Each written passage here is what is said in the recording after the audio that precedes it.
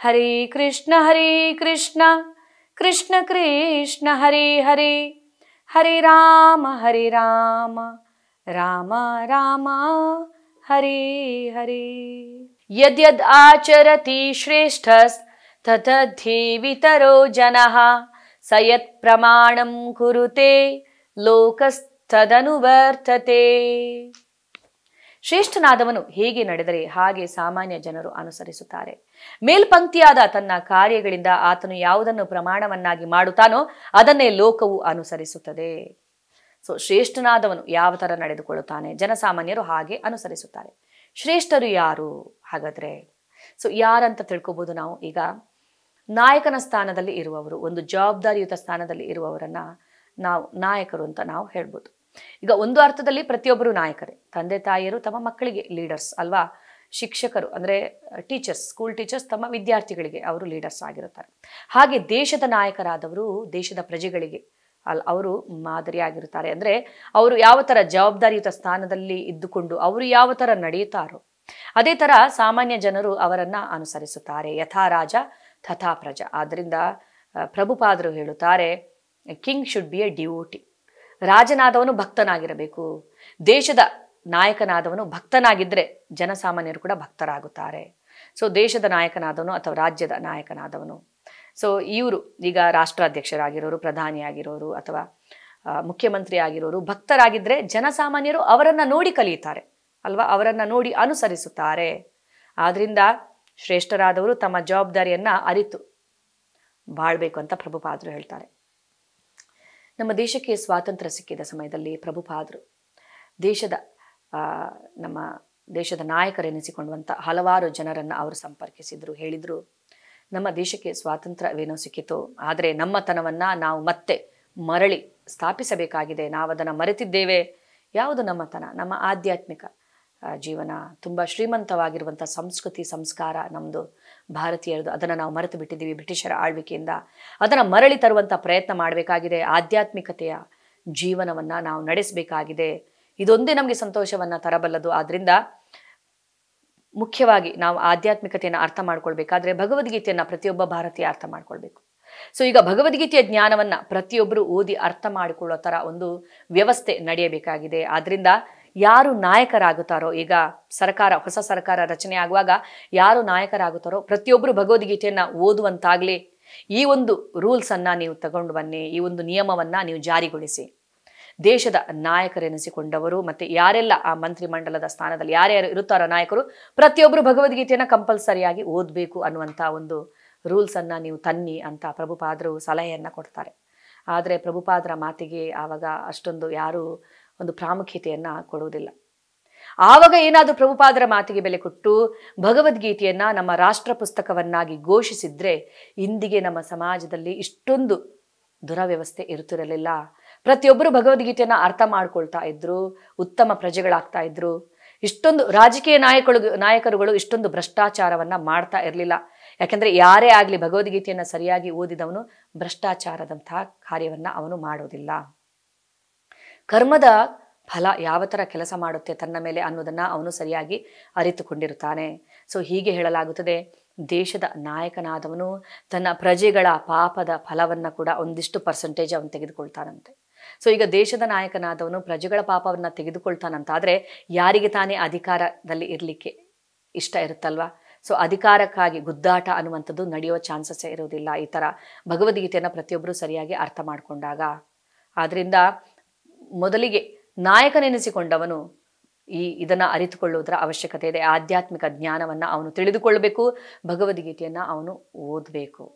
ಆದ್ದರಿಂದ ಇಲ್ಲಿ ನಾಯಕನ ಸ್ಥಾನದಲ್ಲಿ ಇರುವವರು ಯಾವ ಥರ ಇರುತ್ತಾರೋ ಜನಸಾಮಾನ್ಯರು ಅವರನ್ನು ಅನುಸರಿಸುತ್ತಾರೆ.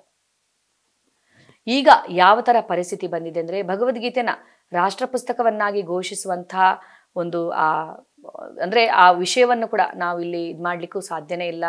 ಅದಲ್ಲದೆ ನಮ್ಮ ಶಾಲಾ ಕಾಲೇಜುಗಳಲ್ಲಿ ಮಕ್ಕಳಿಗೆ ಭಗವದ್ಗೀತೆಯನ್ನು ಬೋಧಿಸುವಂತಹ ಒಂದು ಕಾರ್ಯವನ್ನು ಮಾಡೋದಕ್ಕೆ ಕೂಡ ಇಲ್ಲಿ ಹಿಂದೆ ಮುಂದೆ ನೋಡ್ತಾರೆ. ಯಾಕಂದರೆ ಈಗ ಪರಿಸ್ಥಿತಿ ಅಷ್ಟೊಂದು ಹದಗೆಟ್ಟು ಹೋಗಿದೆ. ಸೊ ನನಗೆ ತಿಳಿದಿರುವಂತಹ ಒಬ್ಬರು ಭಗವದ್ಗೀತೆ ಮೇಲೆ PhD ಮಾಡಬೇಕಂತ ಇಚ್ಛೆ ಪಟ್ಟರು. ಭಾರತದ ಯಾವ ವಿಶ್ವವಿದ್ಯಾನಿಲಯಗಳು ಮುಂದಾಗಲಿಲ್ಲ PhDಯನ್ನು ಕೊಡೋದಕ್ಕೆ. ಅವರು ಶ್ರೀಲಂಕಾಕ್ಕೆ ಹೋಗಿ PhDಯನ್ನು ಮಾಡ್ಕೊಂಡು ಬಂದರು.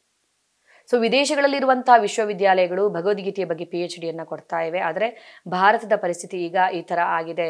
ಭಗವದ್ಗೀತೆಯ ಮಹತ್ವ ಯಾರಿಗೂ ಗೊತ್ತಿಲ್ಲ ಇಲ್ಲಿ. ಅದರಿಂದ ಇಲ್ಲಿ ಪ್ರಭುಪಾದರು ಏನು ಹೇಳ್ತಾರೆ, ನಾಯಕನಾದವನು ಮೊದಲು ಇದನ್ನು ಅರಿತುಕೊಳ್ಬೇಕು ಅಂತೇಳಿ. ಪ್ರಭುಪಾದರು ಇಲ್ಲೇನೋ ಪ್ರಯತ್ನವನ್ನ ಪಟ್ಟರು ಆಧ್ಯಾತ್ಮಿಕತೆಯನ್ನು, ಕೃಷ್ಣ ಪ್ರಜ್ಞೆಯನ್ನು ಸ್ಥಾಪಿಸೋದಕ್ಕೋಸ್ಕರ. ಆದರೆ ಇಲ್ಲಿ ಅವರಿಗೆ ಅಂತಹ ಪ್ರೋತ್ಸಾಹ ದೊರಕಲಿಲ್ಲ. ಆದ್ರಿಂದ ಪ್ರಭುಪಾದರು ಆಗ ಒಂದು ನಿರ್ಧಾರವನ್ನ ಮಾಡಿದ್ರು. ಈಗ ಇಡೀ ವಿಶ್ವವೇ ಅಮೆರಿಕದತ್ತ ನೋಡ್ತಾ ಇದೆ. ಅಮೆರಿಕ ದೊಡ್ಡಣ್ಣನ ಸ್ಥಾನದಲ್ಲಿದೆ. ಅಲ್ಲಿ ಹೋಗಿ ನಾನು ಇಸ್ಕಾನ್ ಅನ್ನು ಸ್ಥಾಪಿಸಿದ್ರೆ, ಅಲ್ಲಿ ಹೋಗಿ ನಾನು ಭಗವದ್ಗೀತೆಯ ಜ್ಞಾನವನ್ನ ಅವರಿಗೆ ಬೋಧಿಸಿದ್ರೆ, ಅವರು ಇದನ್ನು ತಮ್ಮ ಜೀವನದಲ್ಲಿ ಅಳವಡಿಸಿಕೊಳ್ಳುವುದನ್ನು ನೋಡಿರುವಂತಹ ಪ್ರಪಂಚದಾದ್ಯಂತ ಇರುವಂತಹ ಜನರು ತಮ್ಮ ಜೀವನದಲ್ಲಿ ಅನುಸರಿಸುತ್ತಾರೆ. ಯಾಕೆಂದ್ರೆ ಅಮೆರಿಕ ಈಗ ನಾಯಕನ ಸ್ಥಾನದಲ್ಲಿದೆ. ಆದ್ರಿಂದ ಸೊ ಪ್ರಭುಪಾದರು ಅಮೆರಿಕಾಗೆ ಪ್ರಯಾಣವನ್ನ ಬೆಳೆಸಿದ್ರು. ಅಲ್ಲಿ ಹೋಗಿ ಅವರು ಈ ಭಗವದ್ಗೀತೆಯ ಪ್ರಚಾರ ಕಾರ್ಯದಲ್ಲಿ ತೊಡಗಿಕೊಂಡ್ರು. ಸಾವಿರಾರು ಲಕ್ಷಾಂತರ ಜನರು ಕೃಷ್ಣ ಪ್ರಜ್ಞೆಯಲ್ಲಿ ತಮ್ಮನ್ನು ತಾವು ತೊಡಗಿಕೊಂಡ್ರು. ಪ್ರಭುಪಾದರ ದಿವ್ಯ ಸಂಘದಿಂದ ಭಕ್ತಿ ಯೋಗವನ್ನ ಅಭ್ಯಾಸ ಮಾಡ್ಕೊಂಡು ಬಂದ್ರು. ಭಗವದ್ಗೀತೆಯ ಮಹತ್ವವನ್ನ ಅರಿತರು. ಸೊ ಪ್ರಭುಪಾದರು ಯಾವ ಥರ ಯೋಚಿಸಿದ್ರೋ ಅದೇ ಥರ ಆಯಿತು.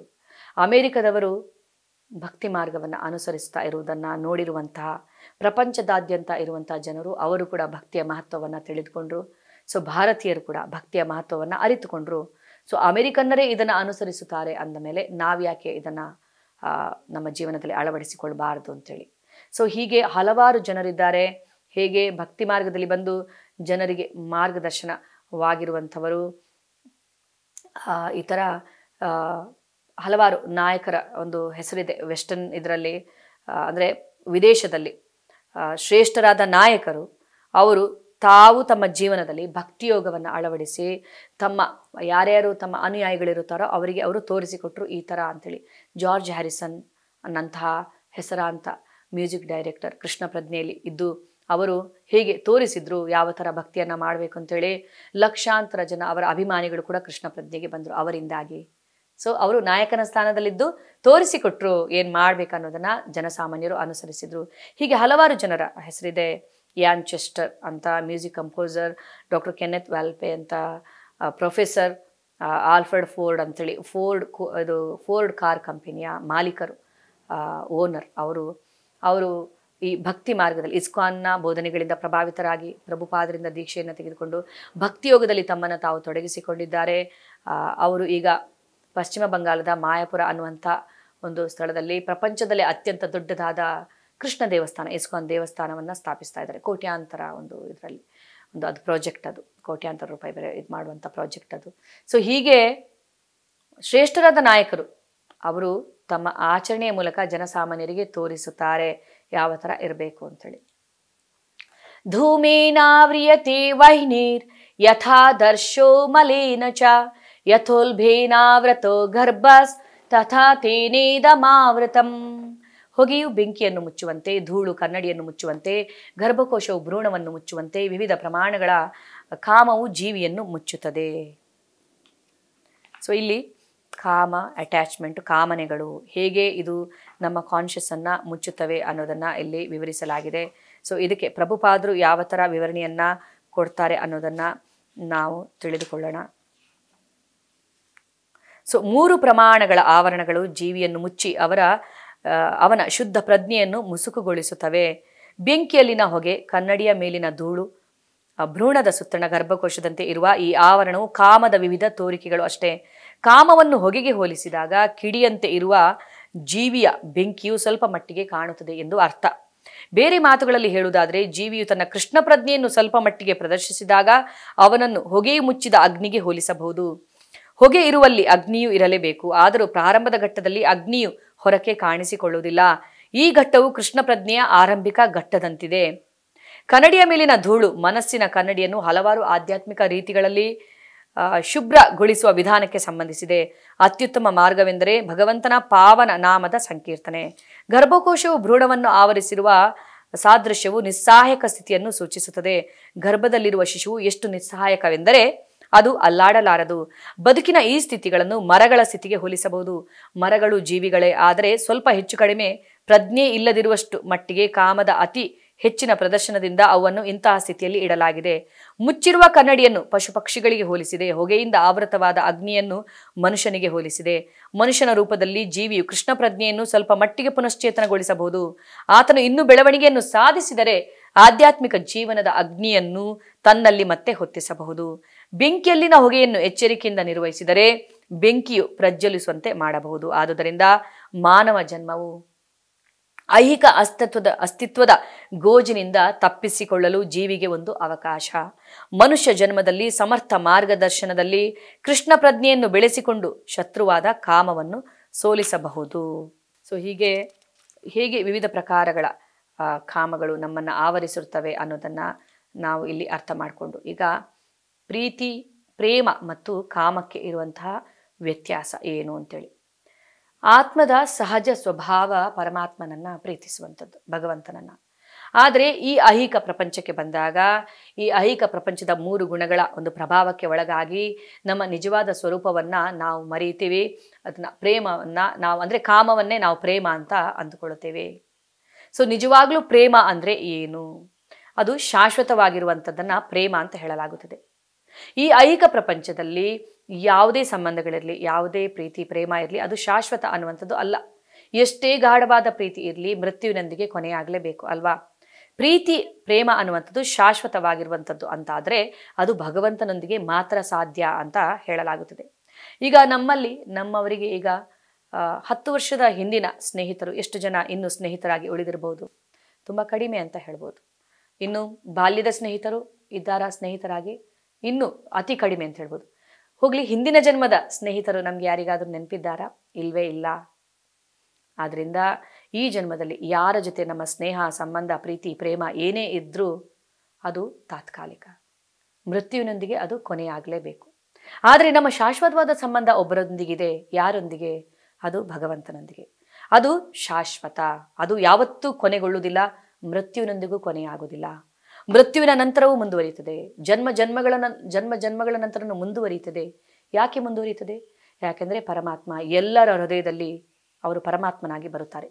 ಯಾವುದೇ ಜನ್ಮವನ್ನು ನೀನು ಪಡೆದು ಪರಮಾತ್ಮನಾಗಿ ಅವರು ನಿನ್ನ ಹೃದಯದಲ್ಲಿ ಇದ್ದೇ ಇರುತ್ತಾರೆ. ಆದ್ದರಿಂದ ಸೊ ಈಗ ನಿಜವಾದ ಪ್ರೀತಿ ಪ್ರೇಮ ಅಂದರೆ ಅದು ಭಗವಂತನೊಂದಿಗೆ ಮಾತ್ರ ಸಾಧ್ಯ. ಅದೇ ಶಾಶ್ವತವಾದಂತಹ ಆತ್ಮ, ಶಾಶ್ವತವಾದಂತಹ ಪರಮಾತ್ಮನನ್ನು ಪ್ರೀತಿಸುವುದನ್ನು ಕಲಿತಾಗ ಆ ಪ್ರೀತಿ ಅದು ಶಾಶ್ವತ ಅಂತ ಇಲ್ಲಿ ಹೇಳಲಾಗಿದೆ. ಸೊ ಭಗವಂತನನ್ನ ಯಾರು ಪ್ರೀತಿಸುವುದಿಲ್ವೋ ಅವರು ಪ್ರೀತಿ ಅಂದರೆ ಏನು, ಪ್ರೀತಿಯನ್ನ ಈ ಪ್ರಪಂಚದಲ್ಲಿ ಹುಡುಕ್ತಾನೆ ಇರ್ತಾರೆ. ಕೊನೆಯವರೆಗೂ ಈ ಹುಡುಕಾಟ ನಡೆದೇ ಇರುತ್ತೆ. ನನ್ನನ್ನು ನಿಜವಾಗಿ ಪ್ರೀತಿಸುವವರು ನನಗೆ ಸಿಗಲೇ ಇಲ್ಲ ಅನ್ನುವಂಥ ಭಾವನೆ ಒಂದಲ್ಲ ಒಂದು ಬಾರಿ ನಮಗೆ ಜೀವನದಲ್ಲಿ ಬಂದೇ ಬರುತ್ತೆ. ಯಾಕೆಂದರೆ ನಾವು ಭಗವಂತನನ್ನ ಪ್ರೀತಿಸೋದನ್ನು ಕಲಿತಿಲ್ಲ. ಆದ್ದರಿಂದ ನಿಜವಾದ ಪ್ರೀತಿ ಅನ್ನುವಂಥದ್ದು ಪರಮಾತ್ಮನೊಂದಿಗೆ, ಭಗವಂತನೊಂದಿಗೆ ಸಾಧ್ಯ ಅನ್ನೋದನ್ನು ನಾವಿಲ್ಲಿ ತಿಳಿದುಕೊಳ್ಬೋದು. ಈಗ ಕೋಪದ ಒಂದು ನಿಗ್ರಹ ಹೇಗೆ ಮಾಡುವುದು ಅನ್ನೋದನ್ನು ನಾವು ನಿನ್ನೆ ತಿಳಿದುಕೊಂಡಿದ್ದೀವಿ. ಕ್ರೋಧದ ಬಗ್ಗೆ ಭಗವಂತ ಹೇಳ್ತಾರೆ. ಈಗ ಕೋಪವನ್ನು ಕೂಡ ಹೇಗೆ ನಮ್ಮ ಸ್ನೇಹಿತನನ್ನಾಗಿ ಮಾಡ್ಕೊಳ್ಬಹುದು ಅಂಥೇಳಿ. ಈಗ ಅರ್ಜುನ ಮತ್ತು ಹನುಮಂತ ಇಬ್ಬರು ಕೂಡ ಭಕ್ತರೇ. ಹನುಮಂತನ ಭಕ್ತಿ ಎಲ್ಲರಿಗೂ ಗೊತ್ತಿತ್ತು. ಯಾಕೆಂದರೆ ಹನುಮಂತ ದಾಸ್ಯ ಭಾವದಲ್ಲಿ ಶ್ರೀರಾಮಚಂದ್ರನ ಭಕ್ತಿಯನ್ನ ಮಾಡಿದ. ಆದ್ರಿಂದ ಅರ್ಜುನ ಕೂಡ ಭಕ್ತನೇ. ಆದರೆ ಜನರಿಗೆ ಅರ್ಜುನನ ಭಕ್ತಿಯ ಬಗ್ಗೆ ಅಂತಹ ಒಂದು ಮಾಹಿತಿ ಇಲ್ಲ. ಯಾಕೆಂದರೆ ಅರ್ಜುನ ಸಾಖ್ಯ ಭಾವದಲ್ಲಿ ಭಕ್ತಿಯನ್ನ ಮಾಡಿದ, ಭಗವಂತನ ಸಖನಾಗಿ. ಹನುಮಂತ ತನ್ನ ಕ್ರೋಧವನ್ನ ಭಗವಂತನ ಸೇವೆಗೆ ಮೀಸಲಿಟ್ಟ, ಲಂಕೆಯನ್ನ ಸುಟ್ಟು ಬಿಟ್ಟ. ಸೊ ಈ ಕ್ರೋಧಕ್ಕೆ ಮಹತ್ವವಿದೆ. ಈಗ ಕ್ರೋಧ ಅನ್ನುವಂಥದ್ದು ಅದು ನಮ್ಮ ಆಧ್ಯಾತ್ಮಿಕ ಉನ್ನತಿಯನ್ನ ಮಾಡುತ್ತೆ ಅಂತ ಇದ್ರೆ ಆ ಕ್ರೋಧಕ್ಕೆ ಬೆಲೆ ಇದೆ. ಇಲ್ಲಿ ಹನುಮಂತನ ಕ್ರೋಧ ಭಗವಂತನ ಸೇವೆಗೆ ಮೀಸಲಿಟ್ಟ ಕ್ರೋಧವನ್ನು ಕೂಡ ಅಲ್ವಾ. ಅರ್ಜುನ ಕೂಡ ಹಾಗೆ ಮಾಡದ. ತನ್ನ ಕ್ರೋಧವನ್ನ ಭಗವಂತನ ಸೇವೆಗೆ ಮೀಸಲಿಟ್ಟ, ಕೃಷ್ಣನ ಸೇವೆಗೆ ಮೀಸಲಿಟ್ಟ. ಕುರುಕ್ಷೇತ್ರ ಯುದ್ಧ ಭೂಮಿಯಲ್ಲಿ ಯುದ್ಧ ನಡೀತಾ ಇರುವಾಗ, ಈಗ ಯುದ್ಧ ಮಾಡುವಾಗ ನಕ್ಕೊಂಡು ಯಾರು ಯುದ್ಧ ಮಾಡೋಕ್ಕಾಗಲ್ಲ. ಸಿಟ್ಟು ತೋರಿಸ್ಲೇಬೇಕು, ಕ್ರೋಧ ಅನ್ನುವಂಥದ್ದು ಬರಲೇಬೇಕು. ಸೊ ಆ ಕ್ರೋಧ ಕೂಡ ಇಲ್ಲಿ ಸರಿಯಾದ ರೀತಿಯಲ್ಲಿ ಬಳಕೆಯಾಯಿತು. ಕೃಷ್ಣನ ಆದೇಶದ ಪಾಲನೆಯನ್ನ ಮಾಡೋದಕ್ಕೋಸ್ಕರ ಅವನು ಬಳಸಿದ ಕ್ರೋಧವನ್ನು ಕೂಡ. ಆದ್ರಿಂದ ಆ ಕ್ರೋಧಕ್ಕೂ ಕೂಡ ಮಹತ್ವವಿದೆ. ಈಗ ಕ್ರೋಧವು ಕೂಡ ನಮ್ಮ ಆಧ್ಯಾತ್ಮಿಕ ಉನ್ನತಿಯನ್ನ ಮಾಡುತ್ತೆ ಅಂತ ಆದಾಗ ಆ ಕ್ರೋಧವನ್ನ ನಾವು ಸರಿಯಾದ ರೀತಿಯಲ್ಲಿ ಬಳಸಿದ್ದು ಅಂತೇಳಿ ಅರ್ಥ. ತಂದೆ ತಾಯಿಯರು ಮಕ್ಕಳ ಮೇಲೆ ಕೋಪಗೊಳ್ತಾರೆ. ಯಾತಕ್ಕೋಸ್ಕರ ಕೋಪಗೊಳ್ತಾರೆ? ಮಕ್ಕಳ ಒಳಿತಿಗೋಸ್ಕರ ಹೊರತು ಅದರಲ್ಲಿ ನಿಜವಾದ ಕೋಪ ಇರುವುದಿಲ್ಲ. ಅಲ್ಲಿ ಮಕ್ಕಳ ಏಳಿಗೆಯ ಉದ್ದೇಶ ಇದೆ. ಮಕ್ಕಳ ಅಂದರೆ ಮಕ್ಕಳ ಒಳಿತನ್ನ ಅವರು ಬಯಸಿ ಕೋಪಗೊಳ್ತಾರಲ್ವಾ. ಸೊ ಈ ಥರದ ಒಂದು ಕೋಪವನ್ನು ಕೂಡ ನಾವು ಸರಿಯಾದ ಮಾರ್ಗದಲ್ಲಿ ನಾವು ಬಳಸಬಹುದು ಅನ್ನೋದನ್ನ ನಾವು ತಿಳ್ಕೊಬಹುದು. ಸೊ ಈಗ ಅರ್ಜುನ ತನ್ನ ಕ್ರೋಧವನ್ನ ಭಗವಂತನ ಸೇವೆಗೆ ಮೀಸಲಿಟ್ಟ, ಹನುಮಾನ್ ತನ್ನ ಕ್ರೋಧವನ್ನ ಶ್ರೀರಾಮಚಂದ್ರನ ಸೇವೆಗೆ ಮೀಸಲಿಟ್ಟ. ನಾವು ಯಾವ ಥರ ನಮ್ಮ ಕ್ರೋಧವನ್ನ, ಅಂದರೆ ಯಾವಾಗ ನಮಗೆ ಕೋಪಗೊಳ್ಳುವ ಅಧಿಕಾರ ಇದೆ? ಯಾರಾದರೂ ನಮ್ಮ ಶಾಸ್ತ್ರದ ಬಗ್ಗೆ, ನಮ್ಮ ಧರ್ಮದ ಬಗ್ಗೆ, ನಮ್ಮ ಭಗವಂತನ ಬಗ್ಗೆ ಹಳಿದು ಮಾತನಾಡುವಾಗ ಕೋಪಗೊಳ್ಳುವ ಅಧಿಕಾರ ನಮಗೆ ಇದೆ. ಯಾಕೆಂದರೆ ಭಗವಂತನಿಗೋಸ್ಕರ ಈ ಕೋಪವನ್ನು, ಅದು ನಮಗೆ ಬರ್ತಾ ಇರುವಂಥ ಕೋಪ ಯಾರಿಗೋಸ್ಕರ? ಭಗವಂತನಿಗೋಸ್ಕರ ಹೊರತು ನಮಗೋಸ್ಕರ ಅಲ್ಲ. ಸೊ ಆದ್ದರಿಂದ ಕೋಪವನ್ನು ಕೂಡ ನಾವು ಸ್ನೇಹಿತನನ್ನಾಗಿ ಮಾಡ್ಕೊಳ್ಬೋದು ಅಥವಾ ಭಗವಂತನ ಸೇವೆಗೆ ಮೀಸಲಿಡ್ಬೋದು ಅನ್ನೋದನ್ನು ನಾವು ತಿಳಿದುಕೊಳ್ಬಹುದು. ಈಗ ಈ ಅಧ್ಯಾಯದ ಸಾರಾಂಶವನ್ನ ಒಂದು ಬಾರಿ ತಿಳಿದುಕೊಳ್ಳೋಣ. ಏನೆಲ್ಲ ನಾವು ತಿಳಿದುಕೊಂಡು ಈಗ 3ನೇ ಅಧ್ಯಾಯದಲ್ಲಿ ಸೊ ನಿಜವಾದ ತ್ಯಜಿಸುವಿಕೆ ಅಂದರೆ ಏನು ಅನ್ನೋದನ್ನ ಭಗವಂತ ಹೇಳ್ತಾರೆ. ನೀನು ಕರ್ಮವನ್ನ ತ್ಯಜಿಸಬೇಕಾಗಿಲ್ಲ, ಕರ್ಮದ ಫಲವನ್ನ ತ್ಯಜಿಸು. ಸೊ ಕರ್ಮವನ್ನ ನೀನು ಮಾಡಬೇಕು, ಆದರೆ ಕರ್ಮವನ್ನ ಜ್ಞಾನದ ಮೂಲಕ ಮಾಡು, ಕರ್ಮವನ್ನ ಭಗವಂತನಿಗೆ ಅರ್ಪಿಸಿ ಮಾಡು ಅನ್ನೋದನ್ನ ಭಗವಂತ ವಿವರಿಸುತ್ತಾರೆ. ಸೊ ಅದಾದ್ಮೇಲೆ ಕರ್ಮಿಗಳು ಯಾರು, ಕರ್ಮಕಾಂಡಿಗಳು ಯಾರು, ಸಕಾಮ ಕರ್ಮ ಅಂದರೆ ಏನು, ನಿಷ್ಕಾಮ ಕರ್ಮ ಅಂದರೆ ಏನು, ಜ್ಞಾನಿಗಳು, ಅದಾದ್ಮೇಲೆ ಅಷ್ಟಾಂಗ ಯೋಗ, ಅದಾದ್ಮೇಲೆ ಭಕ್ತಿ. ಸೊ ಭಕ್ತಿಯೆಡೆಗೆ ಹೋಗುವಂತಹ ಏಣಿ ಯಾವುದು ಅನ್ನೋದನ್ನ ನಾವು ತಿಳಿದುಕೊಂಡು ಯಾವುದೇ ಕರ್ಮವನ್ನ ಭಗವಂತನಿಗೆ ಅರ್ಪಿಸಿ ಮಾಡಬೇಕು. ಆವಾಗ ಕರ್ಮ ಬಂಧನ ಉಂಟಾಗೋದಿಲ್ಲ. ವರ್ಕ್ ಈಸ್ ವರ್ಷಿಪ್ ಅಲ್ಲ, ವರ್ಕ್ ಆಸ್ ವರ್ಷಿಪ್ ಅನ್ನೋದನ್ನ ನಾವು ತಿಳಿದುಕೊಂಡು ಅದಾದ್ಮೇಲೆ ಶ್ರೇಷ್ಠರಾದ ನಾಯಕರು ತಮ್ಮ ಆಚರಣೆಯ ಮೂಲಕ ಅವರು ತೋರಿಸುತ್ತಾರೆ ಯಾವ ಥರ ಇರಬೇಕಂತ, ಮಾದರಿಯಾಗುತ್ತಾರೆ, ಉದಾಹರಣೆಯ ಮೂಲಕ ತೋರಿಸುತ್ತಾರೆ. ಜನಸಾಮಾನ್ಯರು ಅವರನ್ನು ಅನುಸರಿಸುತ್ತಾರೆ. ಆದ್ದರಿಂದ ಜವಾಬ್ದಾರಿಯುತ ಸ್ಥಾನದಲ್ಲಿರುವಂತಹ ನಾಯಕರು ತಮ್ಮ ಜವಾಬ್ದಾರಿಯನ್ನು ಅರಿತು ಬಾಳುವಂತಹ ಅವಶ್ಯಕತೆ ಇದೆ ಅನ್ನೋದನ್ನು ನಾವು ತಿಳಿದುಕೊಂಡು ಅದಾದಮೇಲೆ ಹೇಗೆ ದೇಹಕ್ಕಿಂತ ಇಂದ್ರಿಯಗಳು ಶ್ರೇಷ್ಠ, ಇಂದ್ರಿಯಗಿಂತ ಮನಸ್ಸು ಶ್ರೇಷ್ಠ, ಮನಸ್ಸಿಗಿಂತ ಬುದ್ಧಿ ಶ್ರೇಷ್ಠ, ಬುದ್ಧಿಗಿಂತ ಆತ್ಮಶ್ರೇಷ್ಠ ಅನ್ನೋದನ್ನು ನಾವು ತಿಳಿದುಕೊಂಡು ಸೊ ನಿಜವಾದ ವೈರಿ ಯಾವುದು ನಮ್ಮ ಆಧ್ಯಾತ್ಮಿಕ ಜೀವನದಲ್ಲಿ ಅಂದರೆ ಅದು ಕಾಮನೆಗಳು, ಇಚ್ಛೆಗಳು, ಒಂದರ ನಂತರ ಒಂದು ಬರುವಂಥ ಇಚ್ಛೆಗಳು. ಎಲ್ಲಿ ಅದು ಕುಳಿತುಕೊಳ್ಳುವಂಥ ಸ್ಥಳ ಇಂದ್ರಿಯಗಳು, ಮನಸ್ಸು ಮತ್ತು ಬುದ್ಧಿ. ಹೇಗೆ ನಾವು ಇದನ್ನು ಎದುರಿಸುವಂಥದ್ದು, ಹೇಗೆ ನಾವು ಇದನ್ನು ಸೋಲಿಸುವಂಥದ್ದು, ನಮ್ಮ ಆಧ್ಯಾತ್ಮಿಕ ಉನ್ನತಿಯನ್ನು ಮಾಡುವಂಥದ್ದು, ಮನಸ್ಸನ್ನು ನಿಯಂತ್ರಣದಲ್ಲಿ ಇಟ್ಟುಕೊಳ್ಳುವಂಥದ್ದು, ಎಲ್ಲವನ್ನ ರೆಗ್ಯುಲೇಟ್ ಮಾಡೋದ್ರ ಮೂಲಕ ಇಂದ್ರಿಯಗಳನ್ನು ನಿಯಂತ್ರಣದಲ್ಲಿ ಇಟ್ಕೊಳ್ಳುವಂಥದ್ದು, ಮನಸ್ಸನ್ನು ನಿಯಂತ್ರಣದಲ್ಲಿ ಇಟ್ಕೊಳ್ಳುವಂಥದ್ದು, ಭಗವಂತನ ನಾಮ ಜಪವನ್ನು ಜಪಿಸೋದ್ರ ಮೂಲಕ, ಬುದ್ಧಿಯನ್ನು ಹೇಗೆ ನಾವು ಸರಿಯಾದ ರೀತಿಯಲ್ಲಿ ಇಟ್ಕೊಳ್ಳುವಂಥದ್ದು, ಜ್ಞಾನವನ್ನು ಪಡೆಯೋದ್ರ ಮೂಲಕ, ಭಗವದ್ಗೀತೆಯನ್ನು ಓದೋದ್ರ ಮೂಲಕ ಅನ್ನೋದನ್ನು ನಾವು ತಿಳಿದುಕೊಂಡು ಸೊ ಈಗ ಕಲಿಯುಗದ ಯಜ್ಞ ಯಾವುದು? ಸಂಕೀರ್ತನ ಯಜ್ಞ. ಕಲಿಯುಗದ ಯುಗಧರ್ಮ ಸಂಕೀರ್ತನ ಯಜ್ಞ. ಸೊ ಭಗವಂತನ ಜೊತೆ ಕನೆಕ್ಟ್ ಆಗ್ಬೇಕಂತಿದ್ರೆ ಇರುವಂತಹ ಸುಲಭವಾದ ಮಾರ್ಗ ಶಾಸ್ತ್ರಗಳು ಏನನ್ನ ಹೇಳುತ್ತವೆ? ಸಂಕೀರ್ತನ ಯಜ್ಞವನ್ನ ಮಾಡಿದ್ರೆ ಸಾಕು, ಜಪಯಜ್ಞವನ್ನ ಮಾಡಿದ್ರೆ ಸಾಕು ಅಂತೇಳಿ. ಸೊ ಶಾಸ್ತ್ರಗಳು ಹೇಳುವಂಥ ಸಂಕೀರ್ತನ ಯಜ್ಞ ಯಾವುದು? ಅದು ಸೊ ಮನಸ್ಸನ್ನ ನಿಯಂತ್ರಣದಲ್ಲಿ ಇಟ್ಟುಕೊಳ್ಳೋದಕ್ಕೆ ಇರುವಂತಹ ಮಂತ್ರ. ಮನ್ ಅಂದರೆ ಮನಸ್ಸು, ತ್ರ ಅಂದರೆ ಅದನ್ನು ನಿಯಂತ್ರಣದಲ್ಲಿ ಇಟ್ಕೊಳ್ಳುವಂಥದ್ದು. ಯಾವುದು ಅದು? ಮಂತ್ರ ಅಲ್ಲ, ಇದು ಮಹಾಮಂತ್ರ. ಯಾವುದು ಆ ಮಹಾಮಂತ್ರ? ಹರೇ ಕೃಷ್ಣ ಕೃಷ್ಣ ಕೃಷ್ಣ ಹರೇ ಹರೇ, ಹರೇ ರಾಮ ರಾಮ ರಾಮ ಹರೇ ಹರೇ. ಇದು ಕಲಿಯುಗದ ಯುಗಧರ್ಮ. ಇದನ್ನು ನಾವು ಜಪಿಸಿದಾಗ ನಮ್ಮ ಮನಸ್ಸು ನಿಯಂತ್ರಣದಲ್ಲಿ ಇರುತ್ತದೆ, ನಮ್ಮ ಹೃದಯ ಪರಿಶುದ್ಧವಾಗುತ್ತದೆ, ಪರಮಾತ್ಮನ ಜೊತೆ ಕನೆಕ್ಟ್ ಆಗೋದಕ್ಕೆ ಇರುವಂಥ ಏಕೈಕ ಮಾರ್ಗ ಇದು ಕಲಿಯುಗದ ಯುಗಧರ್ಮ ಅಂತ ಹೇಳಲಾಗಿದೆ.